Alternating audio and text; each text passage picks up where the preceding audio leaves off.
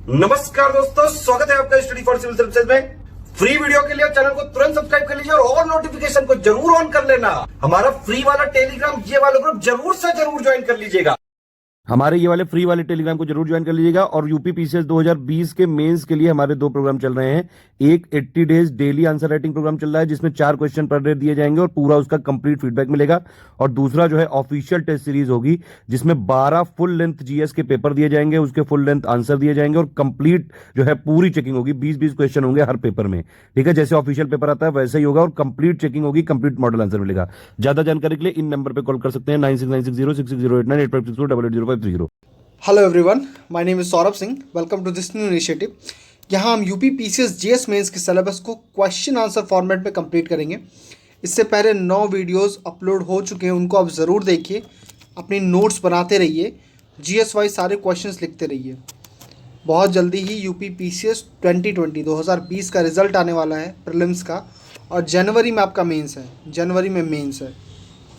देखिए, जिन लोगों का इस बार पेपर में नहीं हो रहा है, जिन लोगों ने नहीं दिया है, उनको मैं ये बता दूं कि 2021 में गवर्नमेंट में, देखिए यहाँ पे यूपी में फिर आने वाले इलेक्शंस हैं, तो बहुत सारे ऐसे चांसेस ये हैं कि जो सीट्स, नंबर ऑफ़ सीट्स आएंगी 2021 के प्रीलिम्स में, वो बहुत ज़्यादा ही होंगी। तो आप अभी से मेंस की प्रैक्टिस करते रहिए। शुरुआती ईयर्स में जैसे यूपीएससी एकदम सिलेबस से स्टिक करके आपसे क्वेश्चन पूछता है, उसी तरीके से यूपी पीसीएस भी आपसे पूछेगा। अभी शुरुआती सालों में तो यही होने वाला है कि सिर्फ सिलेबस से क्वेश्चंस आएंगे और यहाँ हम सारे ही क्वेश्चन आंसर फॉर्मेट में अपना पूरा सिलेबस कंप्लीट करने वाले हैं, ठीक है। हमारे जितने भी कोर्सेज चल रहे हैं स्टडी फॉर सिविल सर्विसेज के कोर्सेज के लिए, आप इन नंबर्स पे ज़रूर कॉल करिए और हमारे फ्री टेलीग्राम चैनल को ज़रूर ज्वाइन कीजिए। क्वेश्चंस देखते हैं। पहले 4 क्वेश्चन है, चारों जीएस के पेपर से। पहला है कि इंडस्ट्रियल रिवॉल्यूशन क्या है, why did it started first in England, England में ही इसकी शुरुआत क्यों हुई, औद्योगिक क्रांति क्या है और सबसे पहले इंग्लैंड में क्यों शुरुआत हुआ। ये इंडस्ट्रियल रिवॉल्यूशन जो है आपके सिलेबस में एज इट इज़ लिखा हुआ है, ठीक है, एज इट इज़।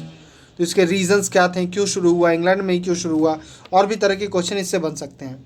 दूसरा क्वेश्चन, नीति आयोग। नीति आयोग के बारे में सिलेबस में लिखा है, तो रोल क्या है इसका, मैंडेट क्या है और इसकी फंक्शनिंग, जितने भी साल इसको जब कई सालों से जब बन चुका है और इसने प्लानिंग कमीशन को हटाया है, तो प्लानिंग कमीशन के हटने के बाद जब नीति आयोग आया तो उसने आज तक कैसे फंक्शन किया, इसके बारे में आपसे एक क्वेश्चन पूछा जा सकता है। तीसरा क्वेश्चन, साइबर क्राइम क्या है। देखिए, आपका इंटरनल सिक्योरिटी एक सिलेबस का पार्ट है, तो इंटरनल सिक्योरिटी में कई सारे पोर्शंस आते हैं, उसमें से वन ऑफ देम है साइबर क्राइम, ठीक है। जो साइबर अपराध है, कंप्यूटर से जनित जो अपराध हैं उनको साइबर अपराध कहते हैं। तो कहता है कि क्वेश्चन कहता है कि यह एक नए आंतरिक सुरक्षा के खतरे के रूप में उभर रहे हैं। इसकी चर्चा करिए कि किस तरीके से आंतरिक सुरक्षा का खतरा है भारत के लिए, और अगर ये खतरा है तो भारत ने इसके लिए क्या तैयारियां कर रखी हैं उसका उल्लेख करना है। मेंशन द इंडियाज प्रिपेयर्डनेस या India's initiative for the same. Question number 4 from ethics, right about the structure, component and functions of attitude. देखिए, एटीट्यूड सिलेबस में मेंशन्ड है, स्ट्रक्चर, कंपोनेंट और फंक्शन।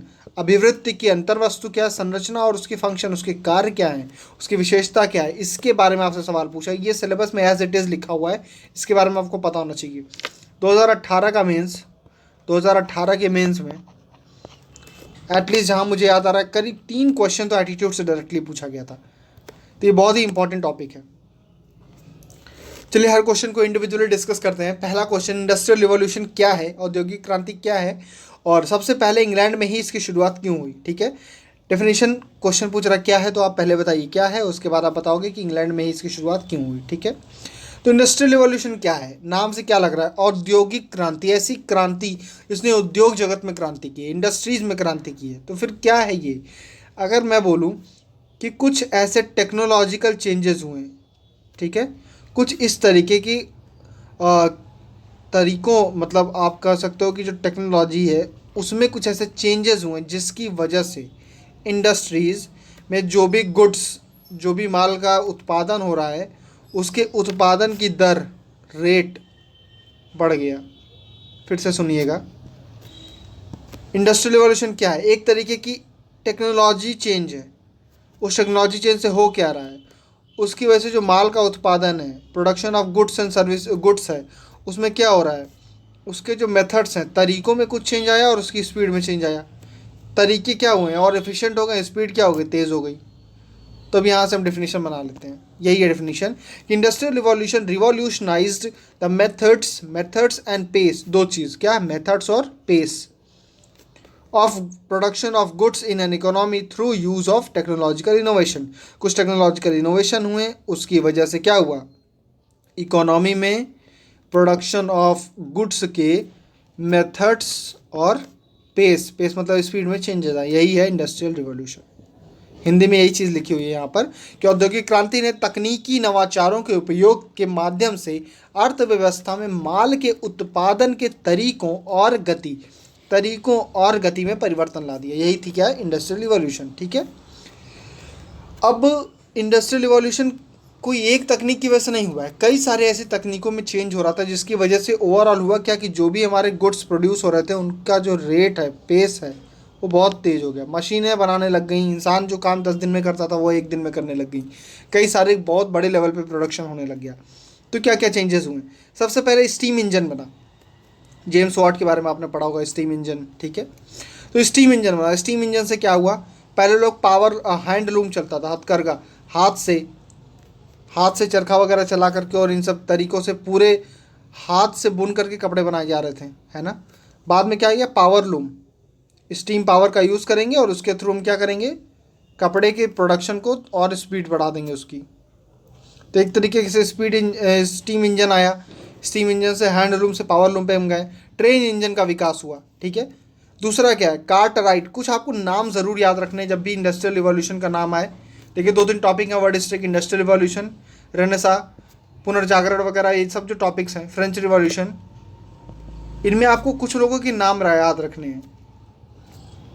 जैसे रेनेसा की बात होगी तो कुछ थिंकर्स के नाम रखने हैं, रिफॉर्मेशन में थिंकर्स के नाम याद रखने हैं। ठीक है, वैसे इंडस्ट्रियल रिवॉल्यूशन में कुछ ऐसे लोगों के नाम रखने हैं जिन्होंने कुछ इन्वेंशन किया था उस समय। ठीक है, इन्वेंशन, जैसे यहाँ पर पहला नाम है कार्टराइट ने क्या खोजा, पावर लूम की खोज किसने की, कार्टराइट ने। ठीक है, कॉटन गिन की शोध किसने किया, एली व्हिटनी। ठीक है, एली व्हिटनी द्वारा क्या, कपास बिनौला जो होता है उसको एक मशीन के द्वारा पहले किया, मतलब जो सीड्स होते हैं उसमें ऐसे कॉटन लगा होता है इसके अगल बगल, तो इसको अलग करना पड़ता है, फिर इसका धागा बनेगा और उसके बाद कपड़े बनेंगे। तो ये पूरा प्रोसेस अगर हाथ से होता था, फिर इसको मशीन से किया जाने लगा। तो ये मशीन किसने बनाई थी, ये है नाम इनका, एली व्हिटनी। ठीक है, 2 नाम उन्हें याद रखिए, कार्टराइट और एली व्हिटनी। बात कर रहे हैं हम इंडस्ट्रियल रिवॉल्यूशन, उसमें हुए कुछ इंपॉर्टेंट इनोवेशंस के बारे में। तीसरा क्या है, ब्लास्ट फर्नेस का इन्वेंशन किया गया है और उसकी वजह से आयरन का प्रोडक्शन बहुत बढ़ गया। आयरन का प्रोडक्शन बढ़ेगा तो उसकी वजह से क्या होगा, इंडस्ट्रीज़ बढ़ेंगी यहाँ पर। ठीक है, ब्लास्ट फर्नेस, उसकी वजह से उच्च श्रेणी के लोहे को बड़े पैमाने पर उसका उत्पादन शुरू किया गया। रेल का नेटवर्क डेवलप किया गया, स्टीम इंजन बना, रेल का नेटवर्क डेवलप किया गया। रेल का नेटवर्क 2 काम करेगा। पहला इन कंट्रीज़ की जहाँ भी कॉलोनी है, ठीक है, जहाँ भी इन्होंने उपनिवेशवाद के थ्रू एक कॉलोनी स्थापित कर रखी है, वहाँ से क्या ले आएंगे रेल के थ्रू, ये जो कच्चा माल संसाधन वहाँ से ले आओ, फैक्ट्री में बनाओ और फिर से यहाँ से ले आए कॉलोनी से कच्चा माल, फैक्ट्री में बनाया, इसको फिर से मार्केट में भेज दिया, कैसे, इसी रेल का यूज़ करके। तो रेल आप देखोगे कि दोहन, एक तरीके का जो शोषण हो रहा था कॉलोनीज़ का, उसको प्रमोट किया रेल नेटवर्क ने। ठीक है, दूसरा काम भी, कुछ फ़ायदे भी इसके हुए, लेकिन एक बहुत इंपॉर्टेंट फैक्टर जो इंडस्ट्रियल रिवॉल्यूशन के रिस्पेक्ट में याद आता है हमको कि उसने रिसोर्सेज का जो पहुंच है और मार्केट तक गुड्स का पहुंच है उसको बढ़ा दिया था। एग्रीकल्चर में भी रिवॉल्यूशन देखने को मिलता है। एग्रीकल्चर में क्या होता है, अब जैसे बहुत लार्ज स्केल पे कपड़े बनाए जा रहे हैं मिल्स में, है ना, तो इसके लिए खूब बहुत सारे लार्ज स्केल पे कॉटन की ज़रूरत होगी। तो आप ये देखोगे कि कैश क्रॉप, नकदी वाली फसलें जो हैं उनके ऊपर ज़्यादा फोकस होने लगा। तो एग्रीकल्चर का जो पैटर्न चेंज हो रहा है वो भी इंडस्ट्रियल रिवॉल्यूशन की देन है। ठीक है, ये हो गया। उसकी वजह से एक और चीज़ हुई, लेबर कॉस्ट जो है या लेबर का जो यूज़ है वो क्या हो गया, वो घट गया। जब लेबर का यूज़ घट जाएगा तो इन दोनों वजह से क्या होगा, प्रॉफिटेबिलिटी बढ़ जाएगी, ये हो गया। तो हम पढ़ रहे हैं इंडस्ट्रियल रिवॉल्यूशन, उसकी डेफिनेशन, कौन कौन से इन्वेंशन हुए। पहला स्टीम इंजन बन गया, दूसरा कार्टराइट और एली व्हिटनी का नाम याद रखना है आपको। तीसरा हमने क्या पढ़ा, ब्लास्ट फर्नेस की वजह से लोहे का प्रोडक्शन बढ़ गया। रेल नेटवर्क से दो चीज़ें वो आपको पता है। तीसरा क्या, कृषि में क्रांति, नकदी फसलें, कैश क्रॉप्स और प्रोडक्शन भी बढ़ा दिया गया। अब पार्ट 2 ऑफ द क्वेश्चन कि इंग्लैंड में ही क्यों शुरू हुआ। ठीक है, इंग्लैंड में ही ऐसी क्या खास चीज़ें थी कि इंग्लैंड में सबसे पहले इसकी शुरुआत हुई। तो आप डायरेक्टली लिख सकते हैं, अपना जो भी मॉडर्न इंडिया का ज्ञान है उसी से लिख सकते हो। ठीक है, देखिए जो ये टाइम था इंडस्ट्रियल रिवॉल्यूशन का, उसी समय कैपिटलिज्म का उदय हो रहा था वहाँ पर इंग्लैंड में। सामंतवाद खत्म हुआ, कैपिटलिज्म बढ़ा। कैपिटलिज्म के बारे में आपको पता है, पूंजीवाद क्या चाहता है, सिर्फ और सिर्फ उसे लाभ चाहिए। तो लाभ चाहिए तो उसने प्रोडक्शन को क्या किया, बहुत ज़्यादा प्रोडक्शन को क्या किया, बढ़ा दिया। तो ये प्रोडक्शन बढ़ाया, तो ये एक पॉइंट आप लिख सकते हैं। दूसरा पॉइंट क्या है, इंग्लैंड में ही क्यों, तो इंग्लैंड में पहली बात कैपिटलिज्म बढ़ा, कैपिटलिज्म से प्रोडक्शन बढ़ेगा। क्यों, क्योंकि प्रोडक्शन क्यों बढ़ा रहे हैं, क्योंकि इनको प्रॉफिट चाहिए। ठीक है, ये प्रॉफिट चाहिए, बहुत सारा प्रॉफिट चाहिए। दूसरा क्या कि इंग्लैंड जो है, ब्रिटेन जो है, इनके पास लार्ज रिजर्व्स है कोल और आयरन के, तो इसकी वजह से यहाँ पे इंडस्ट्रीज बढ़ेंगी। ठीक है, दूसरा पॉइंट ये हो गया। तीसरा इंडस्ट्रियलाइजेशन, जब इंडस्ट्रियलाइजेशन होगा तो सिटीज़ बनेंगी, शहर बनेंगे। शहरों में क्या देखा है आपने, शहरों में डिमांड बढ़ती है। डिमांड, जो भी हम कपड़े बना रहे हैं, जो भी सामान बना रहे हैं, वस्तुएं बना रहे हैं, उनकी डिमांड यहाँ पे बनना शुरू हो जाएगी। तो जो भी प्रोड्यूस गुड्स है उनके लिए मार्केट जनरेट होने लग गई। क्यों, क्योंकि एक तरीके का इंडस्ट्रियलाइजेशन हुआ और उसकी वजह से सिटीज़ का डेवलपमेंट हुआ।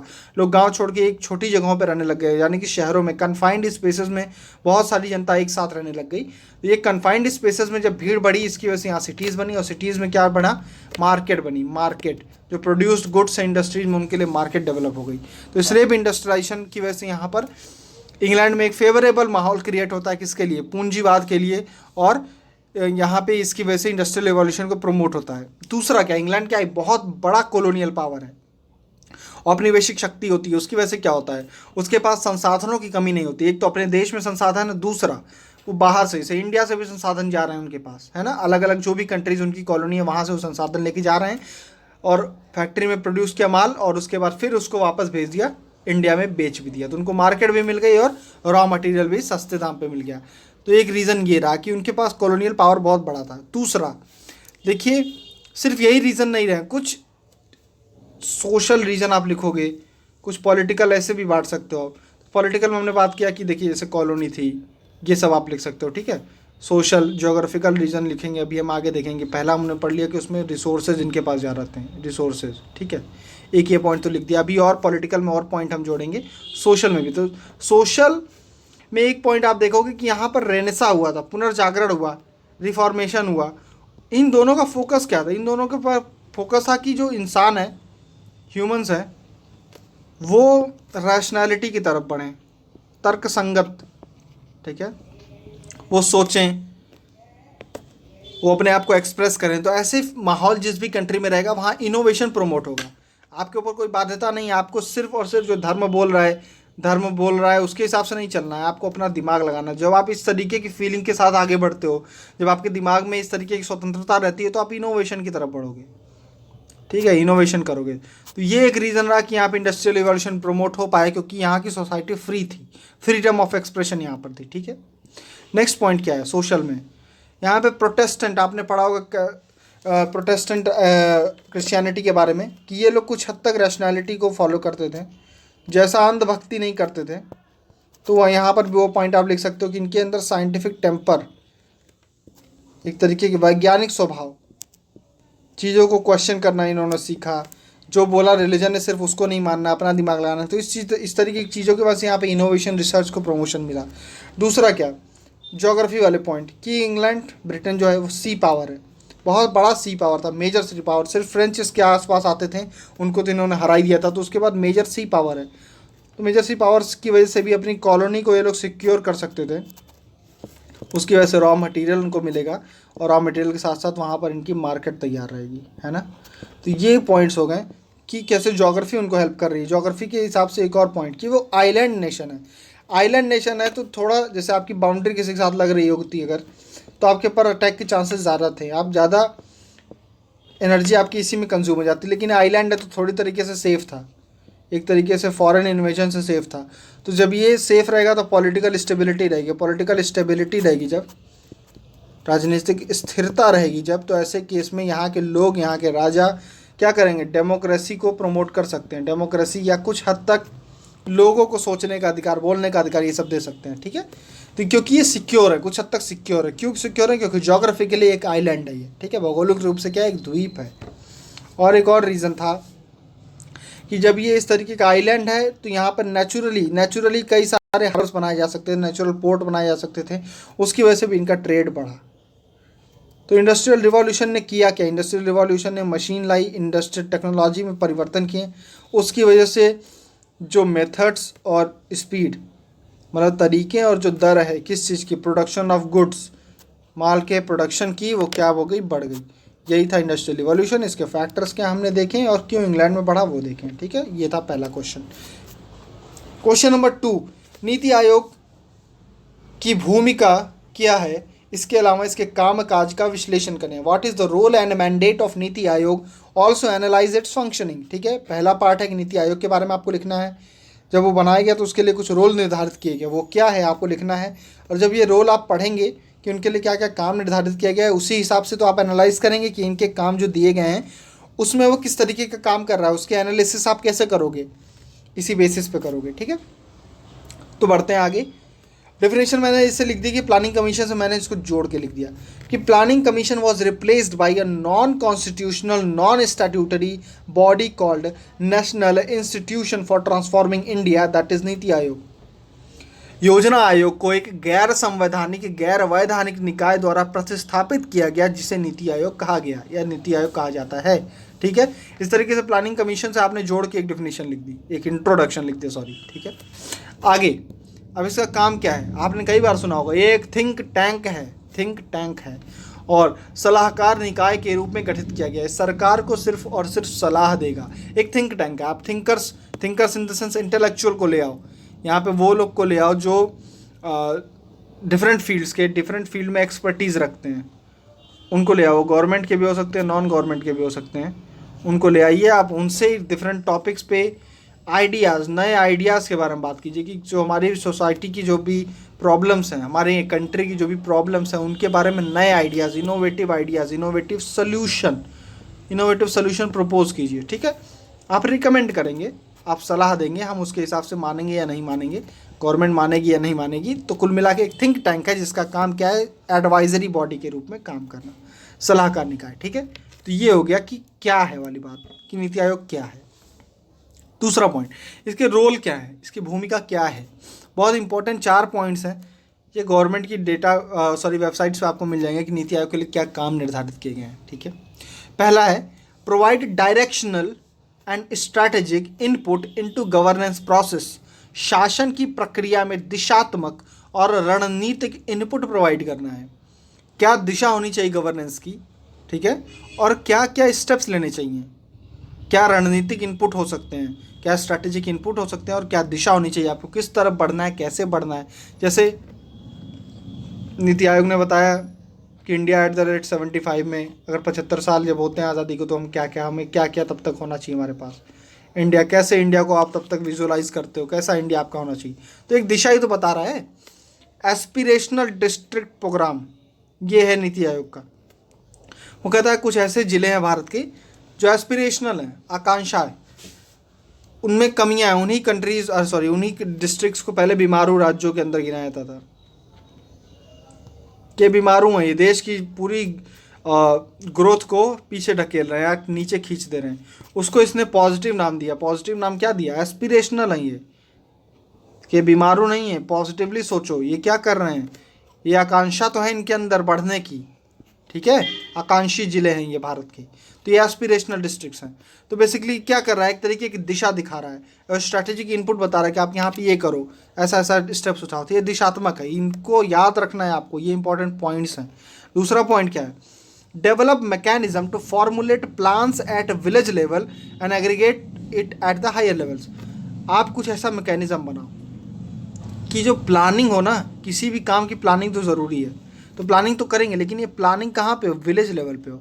और इस विलेज लेवल की प्लानिंग को हमको कहाँ करना है, जोड़ना है हायर लेवल से। तो आपको एक चीज़ मोटी मोटी समझ में आ रही होगी कि ये क्या करना चाह रहा है, डिसेंट्रलाइजेशन, ठीक है, डिसेंट्रलाइजेशन ऑफ प्लानिंग करना चाह रहा है। ये चीज़ मिसिंग थी, ये चीज़ अनुपस्थित थी किसमें, योजना आयोग में। प्लानिंग कमीशन में आप यहाँ दिल्ली में बैठ के एक प्लान बना देते थे, वही यूपी में भी लागू होगा, वही नॉर्थ ईस्ट में भी लागू होगा। तो क्या ऐसा हो सकता है क्या कि सिमिलर तरीके से दोनों जगह लागू हो जाए? नहीं लागू हो पाएंगे। तो ये कहते हैं, इसको कहते हैं, जो प्लानिंग कमीशन करता था उसको कहते हैं top down approach, TD, top down, ऊपर से बैठ के नीचे की हम बता रहे हैं कि ऐसे ऐसे फॉलो करो। अभी नीति आयोग आपको क्या दिख रहा है? बॉटम अप, BU, नीचे लो, मतलब विलेज लेवल पे प्लानिंग बनाओ, इसको ऊपर से जोड़ते जाओ कि इसके ऊपर जिले तक पहुँचो, जिले के ऊपर फिर राज्य से नेशनल लेवल पहुँचो। तो ये bottom up approach. Bottom approach का फ़ायदा क्या है कि आप नीचे से गांव के लोगों से पूछोगे, जिनको वो प्लानिंग सबसे ज़्यादा इफेक्ट करने वाली है, पहले उनसे बात करो कि भाई उनको उस प्लान से चाहिए क्या। ये है बॉटम अप अप्रोच। तो ये क्या आपको देखने को मिल रहा है कि इसने ग्राम स्तर पर योजना तैयार करने के लिए, एक तंत्र विकसित करने के लिए इसको एक काम दिया गया है। तो 2 हमने काम पढ़ लिए नीति आयोग के। अभी हम इसी बेसिस पे एनालाइज करेंगे कि वो काम सही कर रहा है नहीं कर रहा है। ठीक है। थर्ड पॉइंट क्या है? Special attention to marginalised and vulnerable section of society. जो भी हमारे समाज के ऐसे लोग हैं जो हाशिए पर हैं, ठीक है, और कमज़ोर वर्ग हैं, उनके ऊपर विशेष ध्यान देना है। अब यहीं पर आपको देखिए वो दिखेगा एस्पिरेशनल डिस्ट्रिक्ट प्रोग्राम। यहाँ पे एग्जाम्पल में आपको लिखना है, ये पॉइंट आप जब भी लिखोगे तो आप लिखोगे कि एस्पिरेशनल डिस्ट्रिक्ट प्रोग्राम जो नीति आयोग चला रहा है वो इसी पॉइंट को फुलफिल करने के लिए, उसका जो उसको एक रोल दिया गया है, जो पॉइंट 3 में हमने पढ़ा तीसरे बार, इसी रोल को पूरा करने के लिए वो एस्पिरेशनल डिस्ट्रिक्ट प्रोग्राम चला रहा है। और भी ऐसे कई प्रोग्राम आपको मिलेंगे। प्लीज़ कमेंट सेक्शन में बताइएगा अगर आपको इनसे रिलेटेड जो भी स्कीम्स नीति आयोग को देखने को मिले। ठीक है, मैक्सिमम हम यहीं पे कवर करेंगे। चौथा पॉइंट है, ensure that interest of national security are incorporated in economic strategy. Economic strategy ऐसी होनी चाहिए आपकी, आर्थिक सुरक्षा में राष्ट्रीय सुरक्षा के हित सम्मिलित हो, कि दोनों एक साथ पूरे हो जाएं। ठीक है। नेक्स्ट क्या है? कोऑपरेटिव और कम्पिटिटिव फेडरलिज्म। अभी ये बहुत इंपॉर्टेंट पॉइंट है। एक क्वेश्चन अलग से बन सकता है कि डू यू थिंक दैट नीति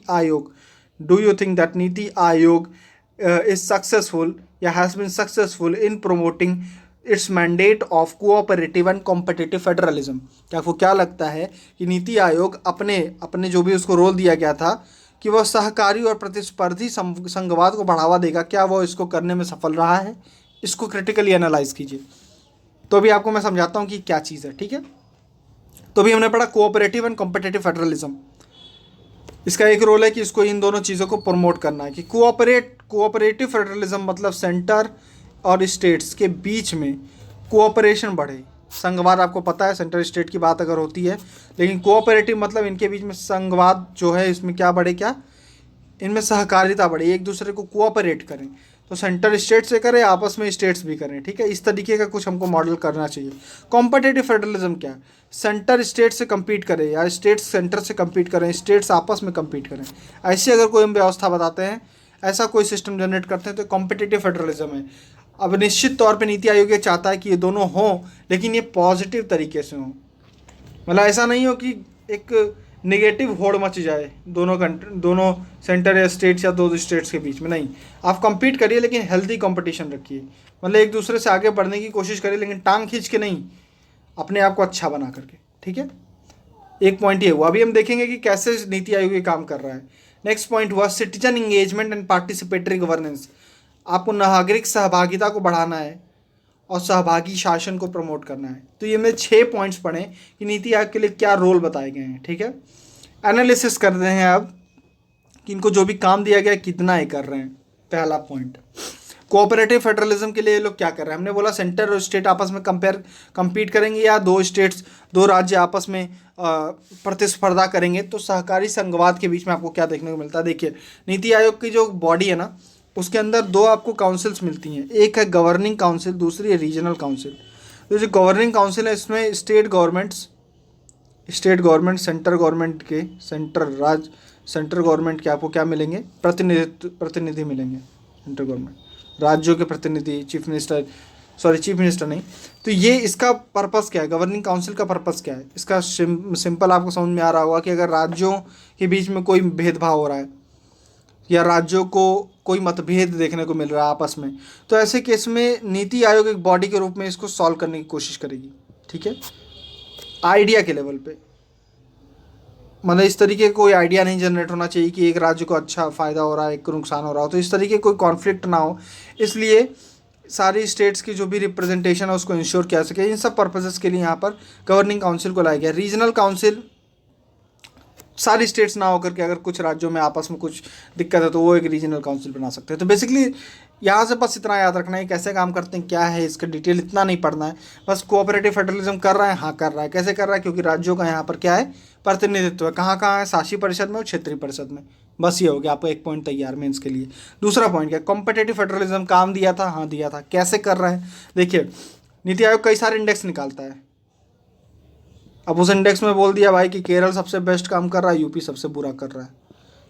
तो अब जब ये जनता के सामने आएगा तो केरल वाले एकदम खुश, यूपी वाले नाराज़। तो यूपी की गवर्नमेंट के ऊपर क्या पड़ा? एक प्रेशर पड़ा कि हमको भी नेक्स्ट टाइम अगला अच्छा परफॉर्म करना है। तो आपको ये दिख रहा होगा क्या है ये? कॉम्पिटिटिव फेडरलिज्म, प्रतिस्पर्धी संघवाद है।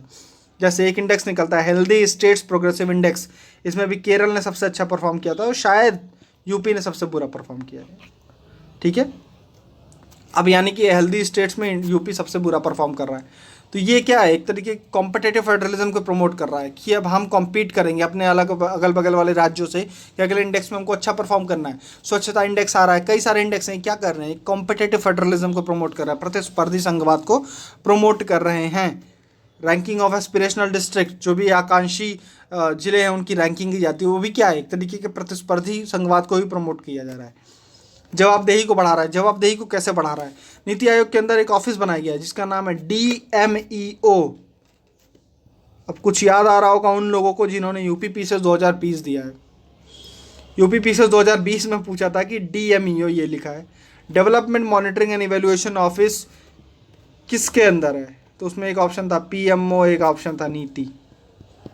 कई लोगों ने PMO मारा है, तो ये नीति आयोग इसका आंसर है। देखिए मेंस में से भी अब प्रीलिम्स के क्वेश्चन उठ रहे हैं, अब इतना आसान नहीं रहा प्रीलिम्स को निकालना, इसलिए मेंस की तैयारी करते रहिए। यहाँ से मेंस की नॉलेज आपको हेल्प करेगी प्रीलिम्स निकालने में। तो ये पूछा है क्वेश्चन, ये आपको कहीं और अलग से नहीं मिलेगा, लेकिन ये जनरली आपको पता होना चाहिए कि नीति आयोग का एक रोल है कि उसको क्या करना है, अकाउंटेबिलिटी बढ़ाना है, जो भी गवर्नमेंट के इंस्टीट्यूशंस हैं उनकी जवाबदेही को बढ़ाना। तो उसने किया क्या कि जो भी विकास हो रहा है उसकी निगरानी और मूल्यांकन के लिए कार्यालय बना दिया DMEO, और इसी के बारे में यूपी पीसेस में आपसे पूछा गया था।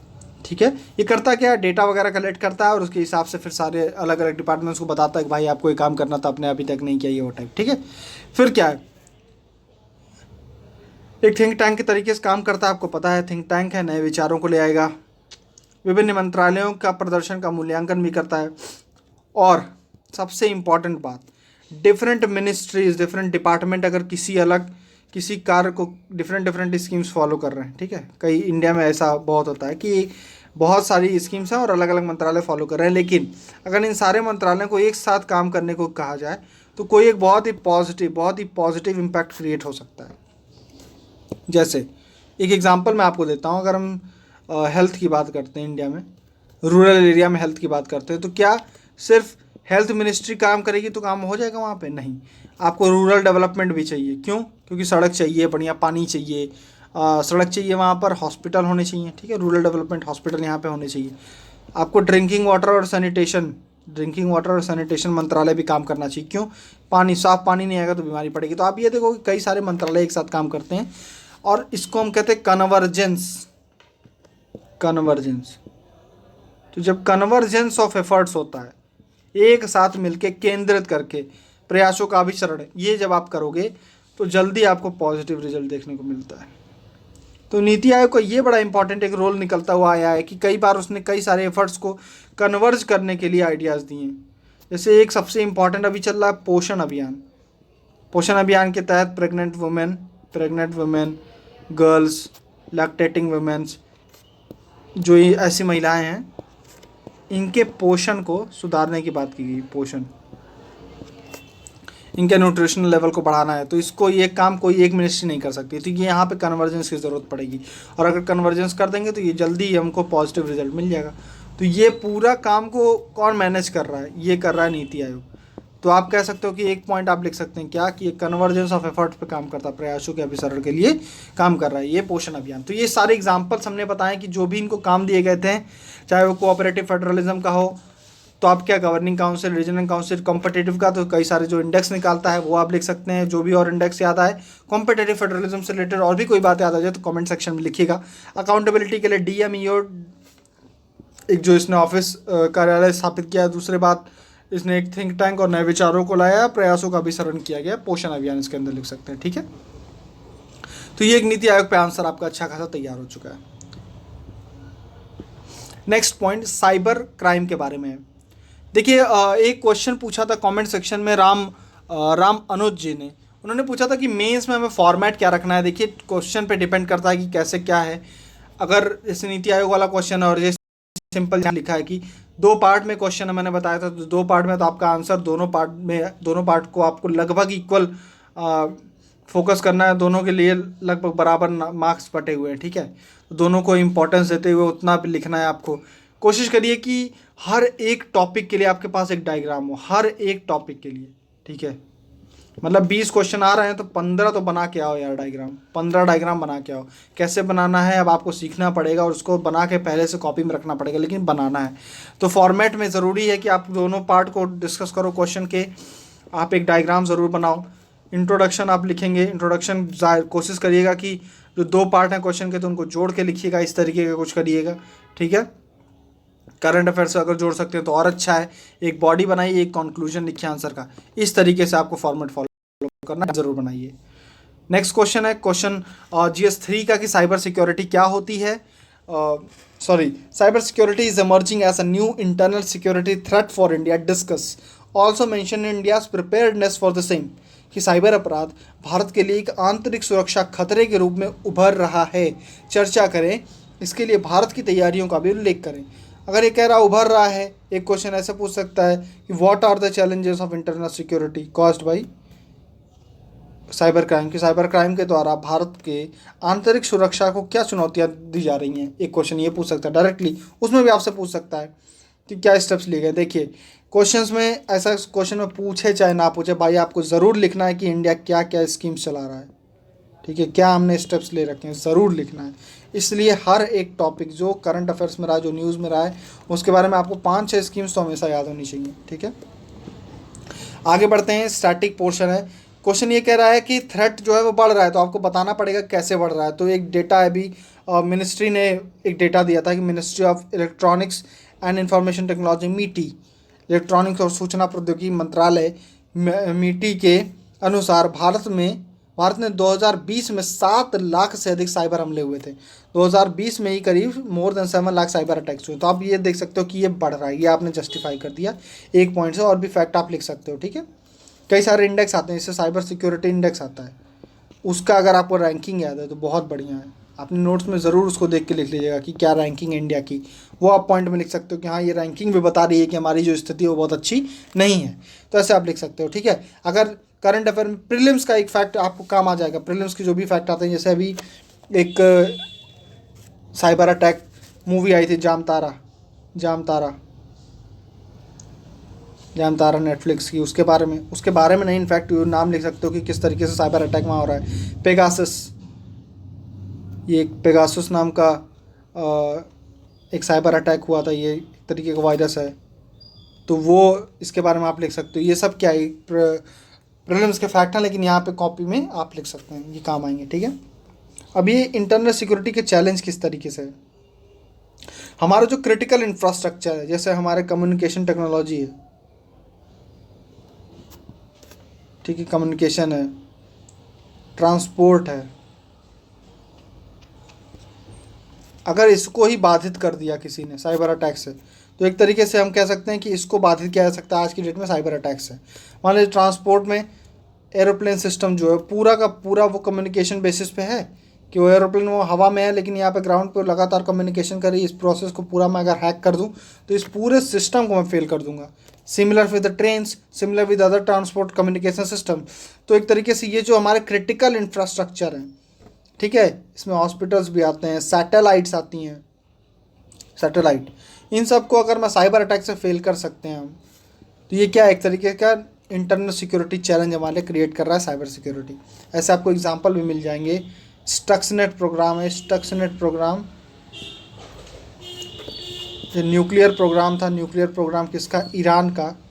उसमें वायरस डाल के उसको डिसेबल कर दिया, उसको फेल कर दिया था। किसने? इजराइल ने। इजराइल ने। इसको स्टक्सनेट कहते हैं, ठीक है। तो ये क्या है भाई? उनके लिए तो क्रिटिकल इंफ्रास्ट्रक्चर था उनका, न्यूक्लियर पावर प्लांट, उसको डिसेबल कर दिया, उसको ख़त्म कर दिया। किसने? एक वायरस के थ्रू या एक हैकिंग के थ्रू। तो ये हुआ एक तरीके का क्रिटिकल चैलेंज। दूसरा क्या? डिजिटल क्राइम्स आज की डेट में हो रहे हैं, जैसे फ़िशिंग। फ़िशिंग क्या होता है? जामतारा अगर आपने देखा है तो वो फ़िशिंग का ही एग्जाम्पल है कि आप फ़ोन करोगे, फ़ोन करके किसी को बताओगे कि भैया आप 1 लाख रुपए जीत गए हो, उसके लिए आपको अपना एक खाता नंबर देना पड़ेगा, ये करना पड़ेगा, वो करना पड़ेगा। CVV है जो आपके ATM कार्ड के पीछे लिखा हुआ, और एक OTP आएगा, वो बता दीजिए, 1 लाख रुपए भेज देंगे। तो ये सब जो आप फ्रॉड कर रहे हो किसी के साथ, फाइनेंशियल फ्रॉड कर रहे हो फ़ोन के ऊपर, उसको फ़िशिंग कहते हैं। तो ये जामतारा में दिखा है। जामतारा एक नेटफ्लिक्स की मूवी है, आप देखिएगा। दूसरा है, अगर आपको सेवा से वंचित किया जा रहा है, मान लीजिए मैं सेवा से वंचित, या डिनाइल ऑफ सर्विस क्या होता है? एक तरीके का साइबर अटैक होता है। साइबर अटैक होता है, इसमें होता क्या है कि कोई आपके कंप्यूटर पर अटैक करेगा और पूरे कंप्यूटर को अपने कंट्रोल में ले लेगा, ठीक है। अब वो 2 तरीके का काम कर सकता है, या तो आपसे रैंसम मांगेगा। रैंसम मतलब कुछ आपसे पैसा मांगेगा कि इस कंप्यूटर को फिर से कंट्रोल चाहिए, तो मुझको इतना पैसा दे दो, मैं तुमको पूरा कंट्रोल वापस दे दूंगा, ठीक है, इस तरीके का। या जानबूझ के डिनाइल ऑफ सर्विस, मतलब इस कंप्यूटर से जो भी सर्विस होती थी उसको डिनाई करेगा, उसको काम करने ही नहीं देगा जब तक आप उसको पैसा वैसा नहीं दे रहे हो। तो ये तरीके का एक तरीके का डिजिटल क्राइम्स हैं ये सब। तो ये भी साइबर अटैक की वजह से इंटरनल सिक्योरिटी क्रिएट हो रही है। अभी आपने देखा होगा कि ट्विटर, कुछ महीने पहले की बात है कि ट्विटर में बहुत इंपॉर्टेंट लोगों के अकाउंट हैक हो गए थे, जैसे इलॉन मस्क, ओबामा। और उस पर कुछ ऐसा लिखा गया था कि आप मुझे इतने कुछ मनी ट्रांसफ़र करो और मैं उसको बिटकॉइंस में इन्वेस्ट करूँगा, बिटकॉइंस में इन्वेस्ट करके, और फिर मैं उसको आपको दुगना करके वापस करूँगा। तो अब इलॉन मस्क या ओबामा अगर ऐसा कुछ अपने ट्विटर हैंडल पे लिखते हैं तो कौन नहीं मानेगा कि ये सच है? सब मानेंगे सच है, सब उनको पैसा भेजेंगे। लेकिन हुआ क्या कि ये फेक था, क्योंकि उनके अकाउंट को किसी ने हैक किया था। तो ये साइबर क्राइम इतना सीरियस हो सकता है। अब कैसे हो सकता है मैं बताता हूँ। कुछ टाइम पहले दिल्ली में जब दंगे हो रहे थे यहाँ पर, तो इतनी अफवाहें फैलती थी कि मोस्ट ऑफ द टाइम लोगों को ये लगता था कि यहाँ दंगा हो गया, वहाँ दंगा हो गया। तो इसके लिए मैक्सिमम लोग, अब इसकी इन्फॉर्मेशन तुरंत आपको न्यूज़ चैनल पे नहीं मिलेगी, तो लोग कहाँ देखते थे कि दिल्ली पुलिस का जो ट्विटर है उस पर देख लो कि दिल्ली कमिश्नर है वो क्या लिख रहे हैं। तो उस पर अगर ट्विटर पे उन्होंने, कई बार हमने देखा कि ट्विटर पे उन्होंने लिखा कि नहीं भाई, अगर द्वारका एरिया में ये बताया जा रहा है कि ऐसा कुछ हुआ है, लेकिन हमने चेक किया तो ये फर्जी है, ऐसा कुछ नहीं है, यहाँ पर कोई दंगा वगैरह नहीं हुआ है, सब एरिया सेफ है। तो आपने मान लिया कि हाँ ये बात सही है, ठीक है। तो एक तरीके से आज की डेट में जो ये सोशल मीडिया वो आपके सोर्स हो गए न्यूज़ के। अब सोचो अगर इसी को कोई आपको इस पर अटैक कर रहा है, या इसको उसने क्या कर रखा है, हैक कर रखा है, तो यहाँ पर कितनी अफरा तफरी फैल सकती थी अगर इस अकाउंट को, दिल्ली पुलिस के अकाउंट को किसी ने हैंडल को अगर हैक कर रखा होता। समझ रहे हैं आप? तो एक तरीके की इंटरनल सिक्योरिटी चैलेंज ये क्रिएट कर सकता है कि फेक न्यूज़ इससे फैल सकती है। अब फेक न्यूज़ का चैलेंज ये भी एक, जब CAA और NRC के खिलाफ उत्तर प्रदेश में विरोध हो रहे थे, तो ये विरोध वायलेंट हो गए थे, ठीक है, मतलब हिंसक हो गए थे। और इसमें फिर गवर्नमेंट की रिपोर्ट्स कई सारी आई थी कि इसमें तो अदर कंट्रीज़ जैसे हमारी नेबरिंग कंट्रीज़ हैं, कि पाकिस्तान जो वो इन्वॉल्व और यहाँ पे वायलेंस को प्रमोट कर रहा है। वो कर कैसे रहा है? साइबर सिस्टम्स के थ्रू, मतलब फेक न्यूज़ या प्रोपेगेंडा के थ्रू यहाँ पे लोगों के बीच में मतलब मिस इन्फॉर्मेशन, गलत खबर पहुँचा रहा था, और उसकी वजह से यहाँ पे वायलेंस और बढ़ रहा था। तो ये भी एक चैलेंज आपको देखने को मिल सकता है। ये एग्जांपल्स आप करंट अफेयर के ज़रूर लिखिएगा कि ट्विटर का हैंडल, और ये सारे पॉइंट्स आप लिख सकते हैं, ठीक है। नेक्स्ट पॉइंट क्या है? साइबर स्पियोनाज, कि मतलब साइबर जासूसी अगर कोई कंट्री करता है। जैसे अभी कुछ ही दिन पहले, मुझे याद आ रहा है कि 40-50 दिन पहले की खबर है कि कुछ बहुत ही इंपॉर्टेंट पर्सनालिटीज़ की, इंडिया के बहुत इंपॉर्टेंट पर्सनालिटीज़ इंक्लूडिंग कुछ सिक्योरिटी एजेंसीज़ के जो चीफ रहे हैं, उनके ऊपर एक साइबर स्पियोनाज कर रहा था, साइबर तरीके से जासूसी कर रहा था चाइना, ठीक है। तो ये एक खबर है। दूसरा, राइज ऑफ 5G। अब दुनिया जो है 5G की तरफ बढ़ रही है, लेकिन दिक्कत क्या है कि 5G में एक मेजर लीडर आज की डेट में हुआवे है। हुआवे चाइनीज़ कंपनी है, और हुआवे चाइनीज़ कंपनी है, और बहुत सारी रिपोर्ट्स यूनाइटेड स्टेट्स और वेस्टर्न कंट्रीज़ की ये कहती हैं कि ये जो भी अपने उपकरण आपको बेचते हैं, उपकरण बेचेंगे या उपकरण जो इनके आप यूज़ करेंगे, इंटरनेट नेटवर्क यूज़ करेंगे, तो इनकी जो हमारी जो बातचीत है, हमारे जो भी डेटा इन्फॉर्मेशन है वो सिक्योर नहीं है। ये चाइना को उसका एक्सेस देते हैं, चाइना उसको यूज कर सकता है, चाइना उसका यूज कर सकता है। तो ये क्या है कि आपका जो डेटा है, आपकी जो सेंसिटिव इन्फॉर्मेशन है, मान लीजिए इंडिया में 5G आता है और हमारी आर्मी इस तरीके के नेटवर्क को यूज़ कर रही है, अगर नेवी हमारे यूज़ कर रही है, तो कितना खतरनाक होगा अगर हमारी ये सारी कम्युनिकेशन चाइना सुन रहा है। समझ रहे हैं आप? तो साइबर अटैक इंटरनेट सिक्योरिटी को ऐसे भी खतरा कर सकता है। दूसरा, इंटरनेट का यूज़ कर रहे हैं प्रोपोगेंडा या रेडिकलाइजेशन ऑफ यूथ के लिए, कि आप ध्रुवीकरण कर रहे हो लोगों का, है ना, जैसे आईसिस करता है। आईसिस ने केरल में, मुंबई में कई सारे ऐसे हमारे सिक्योरिटी एजेंसीज ने ऐसे कई सारी वेबसाइट्स पकड़ी, यहाँ पर इनका इंटरनेट का यूज़ करके, फेसबुक का यूज़ करके, यूट्यूब का यूज़ करके ऐसे काम किए जा रहे थे। ठीक है। इंस्टेंसेस ऑफ चाइल्ड पोर्नोग्राफी और साइबर स्टॉकिंग, चाइल्ड पोर्नोग्राफी जैसी घटिया चीज़ें भी इंटरनेट पे हो रही हैं, तो ये भी एक तरीके की इंटरनेट सिक्योरिटी को ही खतरा है, लॉ एंड ऑर्डर को खतरा है। ठीक है। तो ये आपने देखा कि हमने कई सारे पॉइंट, एक बार फिर से पढ़िएगा, मुझे लगता है ज़्यादा पॉइंट्स हो गए हैं, फिर से आप पढ़ेंगे तो आपको याद हो जाएगा। ठीक है। अब भाई रीजंस क्या है, इंडिया क्यों वल्नरेबल है? नेक्स्ट क्वेश्चन आपसे अलग तरीके से ये भी पूछ सकता है, इंडिया में साइबर सिक्योरिटी के केसेस बढ़ रहे हैं, तो क्या रीजंस हैं इसके बढ़ने के? एक क्वेश्चन ये बन सकता है। ठीक है। अब हम वो पढ़ेंगे।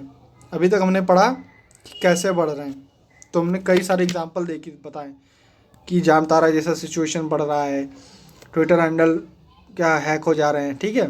5G आ रहा है तो उससे क्या चेंजेस हो सकते हैं, साइबर स्पियोनाज मतलब साइबर जासूसी की घटनाएं जो हुई हैं उनके बारे में आप बात कर सकते हो।